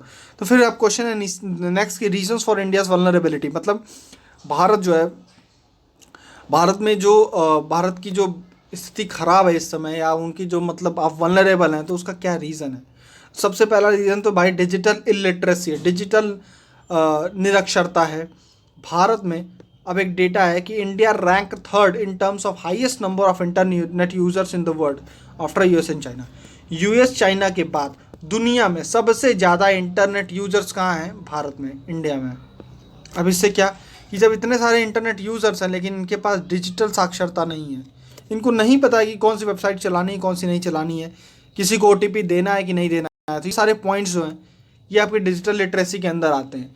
तो अगर आपको डिजिटली लिटरेसी नहीं है तो आप, जाहिर सी बात है कि आप वल्नरेबल हो। पहला पॉइंट तो ये, इंडिया में सबसे मेजर रीज़न ये है। दूसरा रीज़न क्या है कि हमारी जो डिवाइसेस हम यूज़ कर रहे हैं, कम्युनिकेशन के लिए यूज़ कर रहे हैं, हम अपने मोबाइल फ़ोन्स जो यूज़ कर रहे हैं, हमारा जो सैटेलाइट नेटवर्क भी कई बार, या उसके अंदर यूज़ होने वाले कंपोनेंट्स जो हैं वो कई बार चाइना से इम्पोर्टेड हैं। अभी हमने पढ़ा कि किस तरीके से वेस्टर्न कंट्रीज़ की रिपोर्ट बताती हैं कि चाइना, ये जो चाइनीज़ कंपनी है वो सारा डेटा शेयर करती हैं चाइनीज़ गवर्नमेंट के साथ, है ना। तो ये खतरा आपको देखने को मिलेगा कि हमारी डिवाइसेज जो हैं वो सब स्टैंडर्ड हैं, घटिया उपकरण हैं, और तो और जो हम लाइसेंस के बिना लाइसेंस वाले प्रोडक्ट हम यूज़ करते हैं, सॉफ्टवेयर यूज़ करते हैं, हमको लगता है कि हमें, हमारी सुविधा ये है कि हमको फ़ायदा मिल रहा है, लेकिन नहीं, जब वो सॉफ्टवेयर नहीं है तो हमारे लिए खतरा है कि हमारे डेटा का मिसयूज़ भी कर रहे होते हैं। 59 ऐप्स को बैन किया था सेंट्रल गवर्नमेंट ने, चाइनीज़ ऐप्स को, और उनमें यही था कि वो चाइना के साथ हमारा डेटा शेयर कर रहे थे। समझ रहे हो आप कितना सेंसिटिव मामला है। Over dependence on China for communication equipment, संचार उपकरणों के लिए चीन पर निर्भरता, एक ये है। और तो और पुलिस की जो अथॉरिटीज़ हैं जिनसे हमको सोल्यूशन मिलने वाला है, अब या तो उनको ही खुद नहीं पता कि साइबर अटैक कैसे होता है। ठीक है। जामतारा में दिखाया हुआ है कि वहाँ के लोगों को लोकेशंस, जो पुलिस वाले, उनको most of the time idea ही नहीं होता है कि ऐसा भी पॉसिबल है। दूसरा, उनके पास इक्विप्ड नहीं, उनको अगर पता भी है तो सुसज्जित नहीं है, मतलब उनको आइडिया नहीं है, या उनके पास वो इनको इक्विपमेंट नहीं है जिसके थ्रू वो पता कर सके कि ऐसा कोई साइबर क्राइम हो रहा है। तो ऐसे कुछ पॉइंट्स हैं जिनकी वजह से आप बता सकते हो कि क्यों इंडिया वल्नरेबल है, क्यों यहाँ पर साइबर क्राइम्स बढ़ते जा रहे हैं। ठीक है। नेक्स्ट पॉइंट है कि स्टेप्स क्या क्या लिए हैं गवर्नमेंट ने। ये इंपॉर्टेंट पॉइंट है, देखिए पक्का आपको याद रखना है, इसको नोट्स में ज़रूर लिखिएगा कि हमने क्या क्या स्टेप्स लिए हैं। ठीक है। पहला चीज़, national critical information infrastructure protection centre. हमने क्रिटिकल इंफॉर्मेशन इंफ्रास्ट्रक्चर के बारे में पढ़ा था अभी शुरुआत में। तो नेशनल लेवल पे क्रिटिकल इंफॉर्मेशन इंफ्रास्ट्रक्चर को प्रोटेक्ट करने का जो सेंटर है उसी को बोला गया है NCIIPC। फिर से पढ़िए, national critical information infrastructure protection centre बनाया गया है। अब आपको इसको नाम से ही पता है करेगा क्या, जो हमारे क्रिटिकल इंफॉर्मेशन इंफ्रास्ट्रक्चर है उनको प्रोटेक्ट करेगा। ठीक है। दूसरा क्या है, national cyber coordination centre. NCCC to scan internet traffic coming into the country. जो भी हमारे देश में इंटरनेट आ रहा है जा रहा है उसमें क्या डेटा है, इनफैक्ट मतलब कोई सेंसिटिव डेटा है। सेंसिटिव मतलब कोई इंटरनेट सिक्योरिटी को चैलेंज करने वाला चीज़ तो नहीं है, आईसिस वगैरह का कोई प्रोपेगेंडा तो नहीं है, या पाकिस्तान किसी भी तरीके से यहाँ के लोगों में वायलेंस को बढ़ाने की कोशिश कर रहा है। तो ये सब चीज़ क्या है, ये जो बॉडी बनाई गई है NCCC, ये इसका देखेगी सब। ठीक है, 2 बॉडीज़ के बारे में हमने पढ़ लिया, NCIIPC और NCCC। दोनों के नाम में ही है कि वो काम क्या करेंगे। तीसरी बॉडी क्या है, cyber and information system division. ये मिनिस्ट्री ऑफ होम अफेयर्स, बहुत इंपॉर्टेंट पॉइंट है। मिनिस्ट्री ऑफ होम अफेयर्स के अंदर एक प्रॉपर डिवीजन बनाया गया है। साइबर क्राइम इतना इंपॉर्टेंट है इंडिया के लिए आज की डेट में कि साइबर और सुरक्षा, सूचना सुरक्षा प्रभाग बना दिया गया है मिनिस्ट्री ऑफ होम अफेयर्स के अंदर। सर्ट इन बनाया गया है। सर्ट इन क्या है, Indian computer emergency response team. देखिए फाइनेंस मिनिस्ट्री के लिए बनाया गया तो उसको कहोगे सर्ट फिन। मतलब बेसिकली सर्ट एक बॉडी है। सर्ट का फुल फॉर्म क्या है, भारतीय कंप्यूटर आपातकालीन प्रतिक्रिया टीम। अब ये सर्ट टीम जो है वो अलग अलग विभाग में बनाई जा सकती है। बेसिकली होगा क्या कि वो विभाग के जो भी साइबर अटैक्स अगर उसमें हो रहे हैं, साइबर से रिलेटेड जो भी मामले हैं वो कौन देखेगा, उस पर्टिकुलर विभाग के लिए ये बॉडी देखेगी। तो हर विभाग के लिए अलग हो सकता है। जैसे फाइनेंस मिनिस्ट्री में जब बनेगा तो सर्ट फिन कहते हैं इसको। सर्ट फाइनेंस मिनिस्टर का फिन, FIN। ठीक है, सर्ट फिन ये नाम से जाना जाता है। फिर क्या है, तो हमने पढ़ा कुछ स्कीम्स क्या बोलोगे आप, बॉडीज जो बनाई गई हैं। क्या एक्ट वगैरह भी कुछ इंडिया में, हाँ है। क्या है, इंफॉर्मेशन टेक्नोलॉजी एक्ट 2000। इसके कुछ सेक्शंस हैं, जैसे वो चाइल्ड पोर्नोग्राफी को बैन करते हैं। ठीक है, आप कंप्यूटर इंटरनेट पे कुछ ऐसी वायलेंस वगैरह प्रमोट करने वाली चीज़ें लिख रहे हो, ऐसी चीज़ लिख रहे हो जिससे भारत में जो ब्रदरहुड है, भाईचारा है, वो खतरे में आता है। ठीक है, इंटीग्रिटी ऑफ द कंट्री खतरे में आ रही है, अखंडता। तो ऐसे केसेस में आपके ऊपर खिलाफ एक्शन लिया जा सकता है। तो ये एक्ट है 2000 की। दूसरा क्या है, पॉलिसी है, हाँ है। क्या है, राष्ट्रीय साइबर सुरक्षा नीति 2013। अब इस नीति के कुछ पॉलिसीज प्रिंसिपल्स हैं, देखते हैं। अभी मैंने एक बॉडी की बात की थी, NCIIPC, national critical infrastructure protection centre. ये बॉडी बनाने की सिफारिश सबसे पहले इस पॉलिसी ने की थी और उसी की वजह से आज की डेट में हमारे पास ये बॉडी है। पहला पॉइंट तो हो गया इस पॉलिसी का। दूसरा क्या, इसने बोला कि 5 लाख लोग ऐसे होने चाहिए जो साइबर सिक्योरिटी में ट्रेंड होने चाहिए। ठीक है, ये एक पॉइंट हो गया। तीसरा पॉइंट क्या है कि राष्ट्रीय लेवल पे और स्टेट लेवल पे एक नोडल एजेंसीज होनी चाहिए जो ये सब काम कर सके। तो ये पॉलिसी के कुछ हिस्से हो गए। तो हमने पढ़ा, फिर से रिवीजन, बहुत क्विक रिवीजन। बॉडीज क्या क्या पढ़ी, पहला NCIIPC, national critical infrastructure information protection centre. ये इंपॉर्टेंट है, critical information infrastructure national level पर प्रोटेक्ट करने का सेंटर वही होता है NCIIPC। दूसरा पढ़ा national cyber coordination centre NCCC।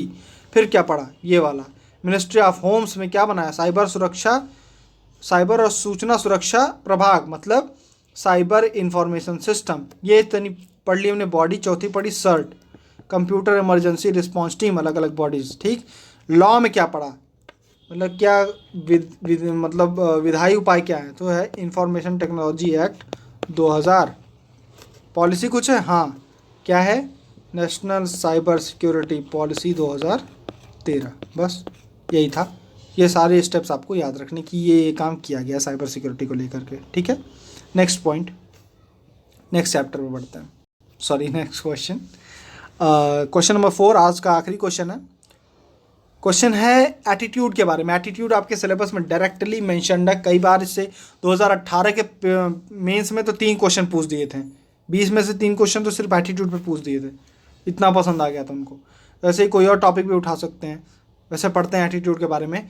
ये पॉइंट नहीं पूछा है कि एटीट्यूड आपकी जो डिफिनीशन सिलेबस है उसमें डायरेक्टली लिखा हुआ है कि एटीट्यूड पढ़ो और उसके आगे 3 चीज़ें आपको उसकी पढ़नी है, उसके कंपोनेंट, उसका फंक्शन या स्ट्रक्चर। स्ट्रक्चर कंपोनेंट लगभग सेम चीज़, ठीक है, और उसके फंक्शन। तो एटीट्यूड के बारे में पता होना चाहिए, उसका फंक्शन पता होना चाहिए, क्या फंक्शन वो प्ले करता है हमारी सोसाइटी में हमारे लिए, और उसके कंपोनेंट क्या, उसका स्ट्रक्चर क्या है। ठीक, अभिवृत्ति इसको हिंदी में कहते हैं। अभिवृत्ति के अंतर्वस्तु क्या, उसकी संरचना क्या और उसके कार्य के बारे में आपको बताना है। तो एटीट्यूड की डेफिनेशन के बारे में बात करते हैं कि एटीट्यूड भाई होता क्या है।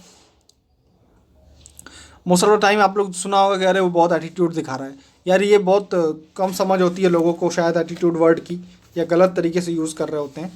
तो एटीट्यूड समझते हैं क्या है। एटीट्यूड बेसिकली माइंड में हम कुछ सोचते हैं किसी चीज़ के बारे में, किसी पर्सन के बारे में पॉजिटिवली या नेगेटिवली। समझते हैं कैसे। Attitude help us to react, हमें रिएक्ट करने में हेल्प करता है towards a person or object in a favourable or unfavourable manner. ठीक है, आप किसी ऑब्जेक्ट को देखोगे, आप एक सांप को देख लो, स्नेक। अब दो ही चीज़ हो सकता है, या तो खड़े होकर इंतज़ार करोगे उसका, या भाग जाओगे। तो आप फेवरेबली एक्ट करोगे या अनफेवरेबली, या एक ये भी हो सकता है कि मतलब आप कोई एक्ट ना करो। तो बेसिकली आप उस चीज़ को देख करके उसके बारे में क्या सोच रहे हो, आपके दिमाग में पॉजिटिव फीलिंग आई, नेगेटिव फीलिंग आई, आपने जो जज किया, तो ये जो जज करना है ना, ये है एटीट्यूड। ये आपका एटीट्यूड आपको हेल्प कर रहा है कि आप उस चीज़ को बारे में देख करके उसके बारे में सोचो, समझो और फिर उसके बाद उस पर एक्शन लो। तो यहाँ पे लिखा हुआ है कि अभिव्यक्ति किसी भी व्यक्ति, वस्तु या घटना के प्रति किसी परिस्थिति में अनुकूल या प्रतिकूल तरीके से प्रतिक्रिया करने में हमारी मदद करती है।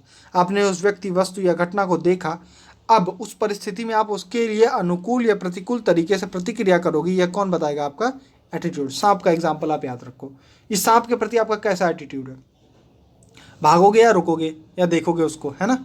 ये तरीके का। तो ये एटीट्यूड पर डिपेंड करता है। अभी कैसे हम देखते हैं सांप वाले एग्जाम्पल से ही आगे। तो ये स्टेट ऑफ माइंड है। एक्शन से पहले ही आपने जैसे उस चीज़ को देखा, आपने उसके बारे में सुना, आपको उसके बारे में पता चला, तो अब आप उसके बारे में पॉजिटिव नेगेटिव जो भी सोच रहे हो, ये आपका एटीट्यूड की वजह से डिसाइड हो रहा है, उस चीज़ के प्रति एटीट्यूड। तो आप ये देखोगे कि हमेशा किसी पर्सन, किसी प्लेस, किसी ऑब्जेक्ट के बारे में ही एटीट्यूड होता है। ठीक है। अब जैसे यहाँ पे लिखा है कि your attitude towards smoking. Smoke करने वाले पर्सन के लिए आपका कुछ एटीट्यूड होगा। आप देखोगे, या आप किसी और की बात ही कर रहे हो, तो थर्ड पर्सन ने आपसे बताया यार वो तो सिगरेट पीता है, तो जब वो सिगरेट पीता आपको पता चला, तो अब क्या है आपका उसके प्रति? या तो पॉजिटिव या तो निगेटिव। आपको क्या, आप ये भी सोच सकते हो कि हाँ यार ठीक है, वो मिले तो साथ में पिया जाए, या इस तरीके आप सोच सकते हो कि नहीं यार बहुत गलत आदमी है, सिगरेट पी रहा है, उसको पता होना चाहिए कि तबीयत खराब हो सकती है या गलत चीज़ है। तो ये एक एटीट्यूड बना कि आपने पॉजिटिव उसके बारे में सोचा या नेगेटिव सोचा। ठीक है, और उसके हिसाब से आप एक्ट करते हो। तो इसलिए आप ये देख रहे हो कि एटीट्यूड पॉजिटिव और नेगेटिव दोनों हो सकता है। ये हुई डेफिनेशन। आगे बढ़ते हैं कि कंपोनेंट से अब समझेंगे हम एटीट्यूड का। जो भी मैंने बताया मैं फिर से बताऊंगा अभी आपको, लेकिन पहले कंपोनेंट पढ़ लेते हैं कि उसके घटक क्या क्या होते हैं। तो तीन घटक हैं। संज्ञानात्मक, आप किसी चीज़ का संज्ञान लेते हो, आपको उसके बारे में जानकारी होती है, उसको हम कॉग्निशन कहते हैं। अफेक्टिव, भावात्मक, आपको अनुभूति होती है उसके बारे में। या व्यवहारिक, आप कोई एक्शन करते हो। बिहेवियरल, जैसे आप किसी भी चीज़ के बारे में पॉजिटिव सोचोगे या नेगेटिव सोचोगे, आपकी उसके प्रति पॉजिटिव अटैचमेंट होगी या नेगेटिव, और तीन चीज़ों पे डिपेंड करता है। यानी एटीट्यूड तीन चीज़ों पे डिपेंड करता है, कॉग्निशन, अफेक्टिव और बिहेवियरल। देखते हैं कैसे। कॉग्निटिव मतलब क्या? कॉग्निटिव मतलब नॉलेज और बिलीफ। आप क्या उस चीज़ के बारे में जानते हो या मानते हो, यह डिसाइड करेगा कि आपका उसके प्रति क्या एटीट्यूड है। मोस्ट ऑफ द टाइम यही करेगा। देखिए, जैसे आप अगर किसी चीज़ के बारे में जानते हो तो आप उस बेसिस पे उसके लिए ओपिनियन बनाते हो।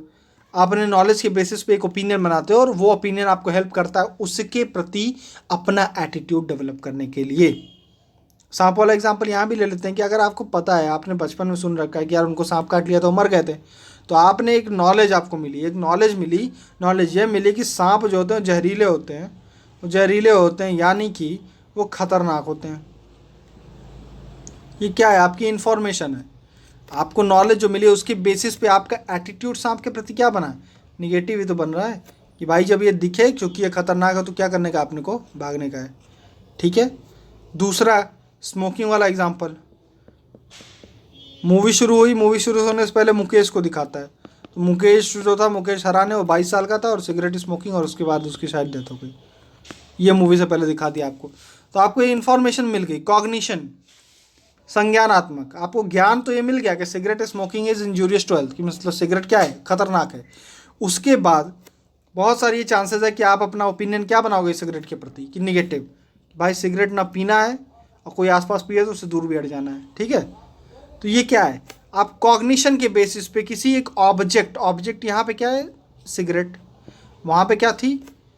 स्नेक था वहाँ पे, सॉरी। तो किसी ऑब्जेक्ट के प्रति आप पॉजिटिव या निगेटिव अपना फीलिंग बना रहे हो, कैसे बना रहे हो, किसी इन्फॉर्मेशन के बेसिस पे। ये होता है कॉग्निशन या कॉग्निटिव पार्ट ऑफ एटीट्यूड, ठीक है। अब नॉलेज और बिलीफ जो हो जाएगा आपको उसके बारे में, आपको उसके बारे में ज्ञान हो गया, विश्वास हो गया, तो उसके बेसिस पे आपका व्यवहार परिवर्तित होगा या नहीं? जाहिर सी बात है, आप सिगरेट स्मोकिंग कर रहे हो तो या तो छोड़ दोगे, इसीलिए वो आपको दिखाया ही जा रहा है वो ऐड कि उसको छोड़ दो, आप, वो हानिकारक है, ठीक है। या आप सांप को देखोगे तो आपका व्यवहार पहले हो सकता है, सांप को देख लो आप, साइड से जा रहा है, आपको कोई टेंशन नहीं, लेकिन जिस दिन आपको ये पता चल गया भाई उनकी तो मौत भी हो गई काटने से, आपको ये बात तो पता चल गया खतरनाक है, तो आपका बिहेवियर भी उसकी वजह से चेंज हो सकता है, ठीक है। तो हमने पढ़ा कि अभी तक की कॉग्निशन क्यों पढ़ना है, संज्ञानात्मक क्या पढ़ रहे हैं, ये जो अभिवृत्ति है, अभिवृत्ति का एक संघटक है, उसका एक घटक है, ठीक है। उसके 3 घटक हमने पढ़े, उसमें से एक है क्या, संज्ञानात्मक या कॉग्निशन। कॉग्निशन मतलब उसके बारे में ज्ञान होगा, ज्ञान के आधार पे आप उसके कुछ अपने विचार बनाओगे, अपने एटीट्यूड बनाओगे, उसके हिसाब से आप एक्ट करोगे, ठीक। ये हो गया कॉग्निशन। स्नेक का, स्मोकिंग का एग्जाम्पल लिया है। Next question, next part, affective, कि एटीट्यूड आपका आपकी फीलिंग से भी डिसाइड होता है। आप किसी भी चीज़ के बारे में क्या फील कर रहे हो, उसके बेसिस से भी आपका एटीट्यूड बनता है, ठीक है। सांप वाले में आपको कॉग्निशन हो चुका है कि क्या है वो खतरनाक है, तो अब जब वो आपको दिख गया, आपका सामना हो, तो आपकी फीलिंग क्या होगी, डर, ठीक है। जैसे वो चीज़ आपके सामने आएगी आपके अंदर डर आएगा, तो ये डर भी डिसाइड करेगा कि आप उसके खिलाफ, उसके लिए पॉजिटिव एटीट्यूड रखोगे या निगेटिव। ऑफ कोर्स आप सांप के खिलाफ निगेटिव एटीट्यूड रखो, क्योंकि आपके अंदर आ चुका है डर। और सांप पकड़ने वाला जो है उसको भी इन्फॉर्मेशन है, क्या, उसको भी इन्फॉर्मेशन है कि सांप जो है वो खतरनाक है, जहरीला है, लेकिन अब उसके लिए इफेक्टिव कंपोनेंट या भावात्मक कंपोनेंट क्या है, उसके लिए निगेटिव नहीं होगा, क्योंकि वो अपने आप उस सब तैयारी करता है, वो मेंटल मेकअप करता है कि नहीं ठीक है काटने वाला है, तो मेरे को व्यवस्था पता है, मेरे को तरीका पता है, टेक्निक पता है, तो उसके लिए पॉजिटिव एटीट्यूड होगा उसके प्रति, सांप के प्रति, और वो उस तरीके से उसको डील करेगा। तो आप देखोगे कि इन्फॉर्मेशन के बाद अफेक्टिव यानी कि फीलिंग भी डिसाइड करती है कि आपका किसी चीज़ के प्रति क्या होगा, कॉग्निशन, एटीट्यूड क्या होगा उसके प्रति, ठीक है। स्मोकिंग वाले में अगर देखें, आपको कॉग्निशन था बहुत दिन से, क्या कॉग्निशन था, इन्फॉर्मेशन थी कि स्मोकिंग खतरनाक होती है। भावात्मक क्या, इफेक्टिव मतलब फीलिंग में क्या, बहुत साल तक हम माने नहीं, और एक टाइम ऐसा आ गया कि आपको खुद महसूस होने लग गया कि भाई सांस वास लेने में दिक्कत हो रही है, 4 तल्ला चढ़ जा रहे हो तो फिर दिक्कत हो रही है, हाँफने लग जा रहे हो, ये सब समझ में आने लग गया। तो आपको कहीं ना कहीं फीलिंग और इमोशनल लेवल पे भी आप मानने लग जाओगे इस चीज़ को कि smoking is injurious to health. तो पहले भले आपका स्मोकिंग के प्रति एटीट्यूड वैसा निगेटिव ना रहा हो, अब हो जाएगा, क्यों, क्योंकि अब आपकी फीलिंग भी आपको ये बात बताने लग गई कि smoking is injurious to health. तो अभी हमने पढ़ा कि कॉग्निशन भी हेल्प करता है संज्ञानात्मक तरीके से या फिर भावात्मक तरीके से, आपकी अभिवृत्तियाँ है, एटीट्यूड का फॉर्मेशन होता है। नेक्स्ट पॉइंट, बिहेवियरल देखिए एक्शन पार्ट होता है एटीट्यूड का। आपका कॉग्निशन और आपका अफेक्टिव, संज्ञान या भावात्मक, दोनों तरीकों से आपने जो भी किसी चीज़ के प्रति एटीट्यूड बनाया वो आपका बिहेवियर में दिखेगा। ये है लगभग ऐसा ही होता है, वही जो हमने एग्जांपल लिया है कि आपने कॉग्निशन के बारे में, सांप के बारे में क्या किया, डरावना होता है, फीलिंग क्या, देख के डर भी गए, एक्शन क्या, बिहेवियर क्या होगा, भागो, है ना। सपेरा है, कॉग्निशन हाँ काट तो सकता है, इफेक्टिव क्या कहेगा, भावात्मक क्या कहेगा, मैं ऐसा जुगाड़ कर लूँगा, मुझे तो डर ही नहीं लगता, मेरे पिताजी भी यही काम करते थे, है ना, बचपन से मैं सांप वाप देख रहा हूँ घर में, मेरे को तो कोई दिक्कत नहीं है। बिहेवियर क्या होगा, सांप दिखा पकड़ो, पैसा कमा सकता हूँ, ये उसका एटीट्यूड हुआ उस चीज़ के बारे में, ठीक है, ये हुआ। तो ये यहाँ पे लिखा हुआ है कि your action is based on effective and cognitive part of attitude.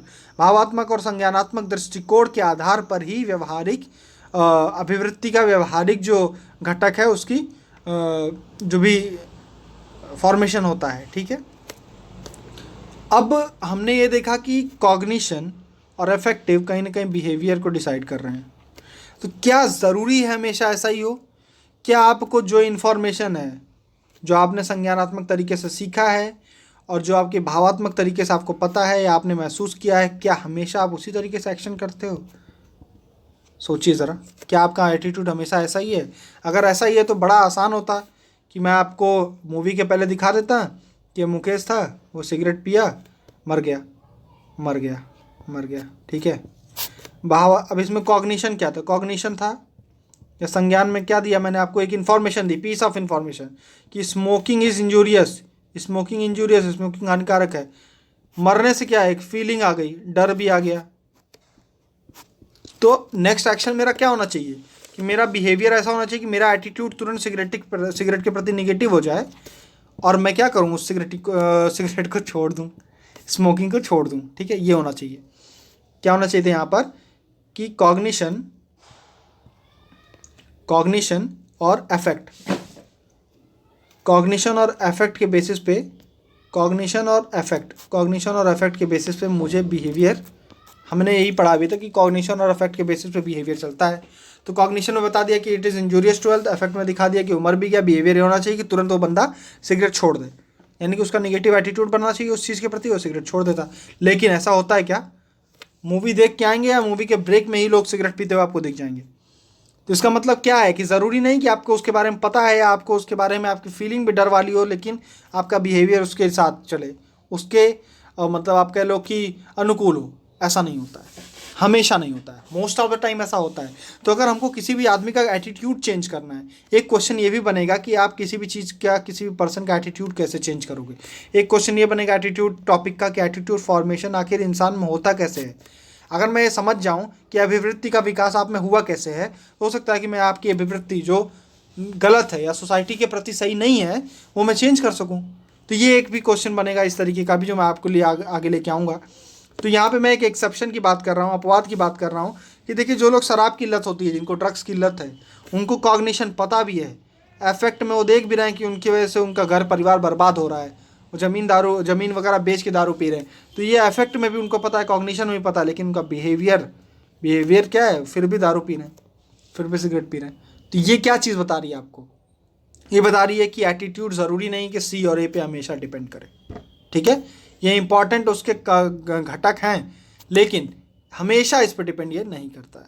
ठीक है, ड्रग्स और लिकर का यही है, स्मोकिंग का यही है कि इतना सारा मूवीज़ देखने के बाद भी लोग स्मोकिंग कर रहे हैं। ठीक है, तो इस तरीके से आप कह सकते हो कि ये हमने पढ़ा अभी क्या कि अभिवृत्ति होती क्या है, उसके घटक क्या क्या है। ठीक है, तो मेंस में ऐसा कुछ है अभिवृत्ति, तो एक तरीके का भाई एटीट्यूड बनाओ और ऐसे बना दो।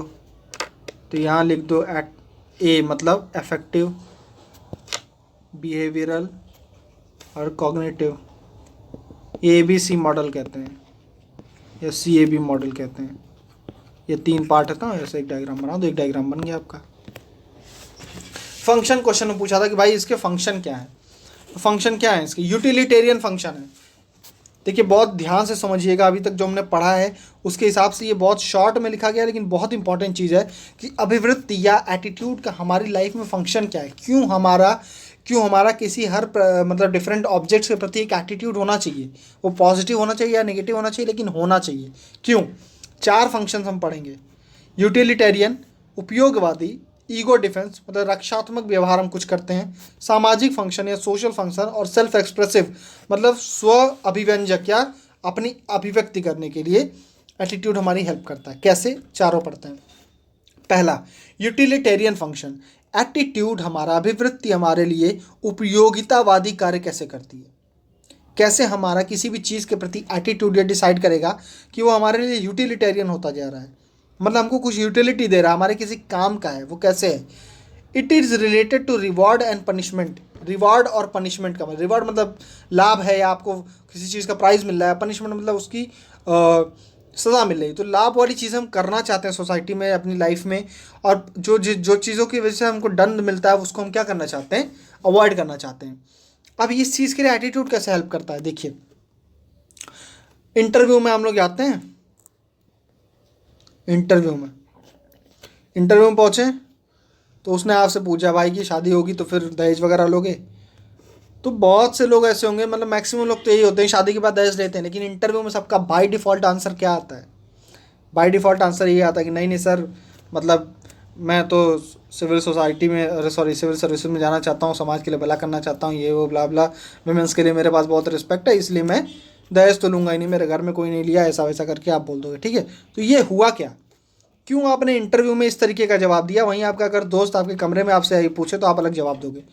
इसका मतलब आप सिचुएशन या ऑब्जेक्ट ऑब्जेक्ट, यहाँ पे ऑब्जेक्ट क्या है, वो इंटरव्यू का पैनल जो आपके सामने बैठा है। क्यों आप पैनल के सामने होने की वजह से क्यों अपना आपका एटीट्यूड इसी क्वेश्चन के प्रति इसी आइडिया के प्रति चेंज हो गया? क्योंकि यहाँ पे आपका एटीट्यूड आपको हेल्प कर रहा है क्या, उपयोगितावाद को पाने के लिए। पनिशमेंट क्या होती, आप एकदम सच बोल देते हैं वहाँ पर, पनिशमेंट के तौर पे आपको नंबर कम मिल जाता है, आपको सिलेक्शन रुक जाता है ना। यहाँ पे रिवॉर्ड क्या है कि ऐसा कोई आंसर दो, ऐसा कोई कूटनीतिक तरीके से जवाब दो कि उन लोगों को पसंद आ जाए और आपका मार्क्स बढ़ जाए, है ना। Most of the time interview के अलावा ऐसे एग्जाम्पल्स आपको दिखेंगे लाइफ में कि आप वही काम करना चाहोगे जो आपके लिए डिज़ायर्ड है। डिज़ायर्ड गोल्स जो हैं वो आप पूरा करना चाहोगे, जो अनडिज़ायर्ड हैं उसको छोड़ दोगे, यानी कि जिसमें आपको पनिशमेंट मिलती है वो छोड़ोगे, जिसमें आपको रिवॉर्ड मिलता है वो आप काम करोगे। तो ये कौन हमको प्रेरित कर रहा है, हमारा एटीट्यूड प्रेरित कर रहा है। हम एटीट्यूड की वजह से अपने आप को, अपना एटीट्यूड एडजस्ट करते हैं लोकेशंस और सिचुएशन के हिसाब से, और उसकी वजह से हम डिज़ायर्ड गोल को फुलफिल करना चाहते हैं, अनडिज़ायर्ड को छोड़ते हैं। जो डिसीजन मेकिंग पावर है ये एटीट्यूड की वजह से बन रही है, ठीक है।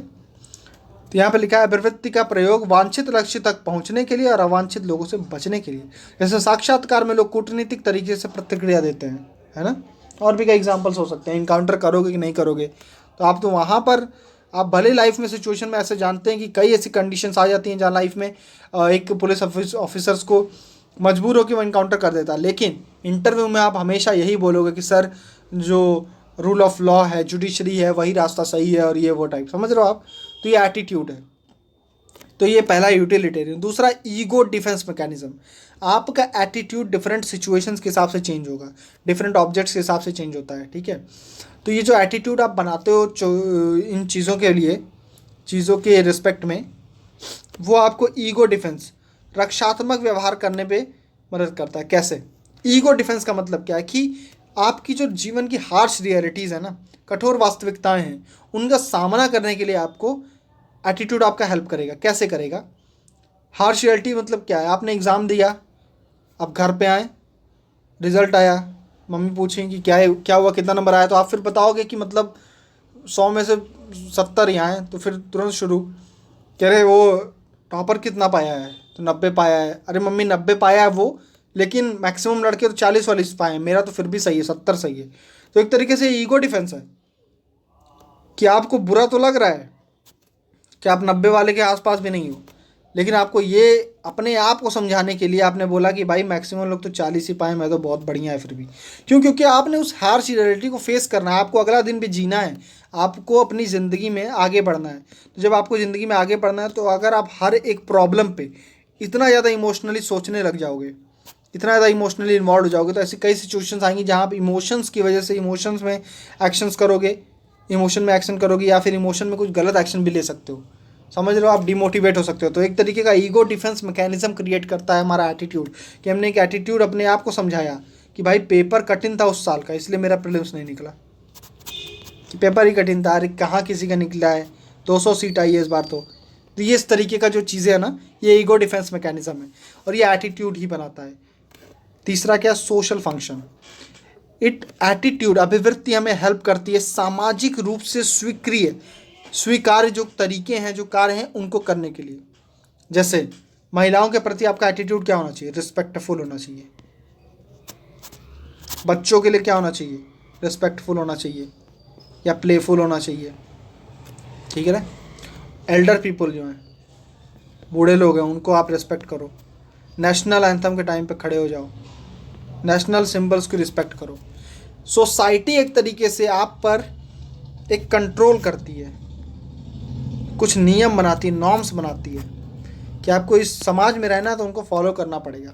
हम मोर और लेस उसको फॉलो करते भी हैं। तो ये फॉलो हमें कौन करवाता है? ये हमारा एटीट्यूड ही तो करवाता है उसके लिए, कि हमने फिर अपने CAB हमने पढ़ा ना, कॉग्निशन, संज्ञान के थ्रू जाना कि नेशनल एंथम जब भी हो तो हमें खड़ा होना है, उसकी रिस्पेक्ट करनी है, एल्डर्स की रिस्पेक्ट करनी है। तो ये सब जो हमने सीखा है, तो हमारा एटीट्यूड इन लोगों के प्रति, इन सिंबल्स, इन ऑब्जेक्ट के प्रति क्या रहेगा? हमेशा पॉजिटिव रहेगा। पॉजिटिव सेंस में रहेगा कि जो सोसाइटी जिस तरीके का बिहेवियर हमसे एक्सपेक्ट करती है, हम उस तरीके का बिहेवियर वहाँ पे करेंगे। तो ये हो गया क्या? सामाजिक फंक्शन। तो चौथा है सेल्फ एक्सप्रेसिव फंक्शन, कि मतलब एक पर्सन को एक्सप्रेस करने के लिए अपने खुद के मूल्य, उसने क्या क्या अपने लिए निर्धारित कर रखा है, उसके लिए क्या मूल्य इंपॉर्टेंट है क्या नहीं है, वो अपने एटीट्यूड के थ्रू एक्सप्रेस करता है, अपने एटीट्यूड के थ्रू एक्सप्रेस करता है। जैसे अगर उसको स्मोकिंग पसंद ही है तो लाख आप मुकेश का ऐड दिखा दो, वो स्मोकिंग करेगा। तो उसके मूल्य क्या है, उसके लिए वो लाइफ में इंपॉर्टेंट है, उसके लिए वो ड्रिंक करना अगर इंपॉर्टेंट है, उसके लिए अगर डाउरी लेना इंपॉर्टेंट है, तो फिर ठीक है, वो एक तरीके से अपना एटीट्यूड उस चीज़ के प्रति ऐसा ही बना के रखेगा जैसा उसने सोच रखा है, जैसे उसके मूल्य हैं, तो वो खुद को एक्सप्रेस उस तरीके से करेगा। तो ये 4 तरीके के फंक्शन हुए एटीट्यूड के, ठीक है। एटीट्यूड पर और डिफरेंट तरीके के क्वेश्चन बन सकते हैं जिसको हम आगे लेके आएंगे। अभी के लिए इतना ही, थैंक यू सो मच।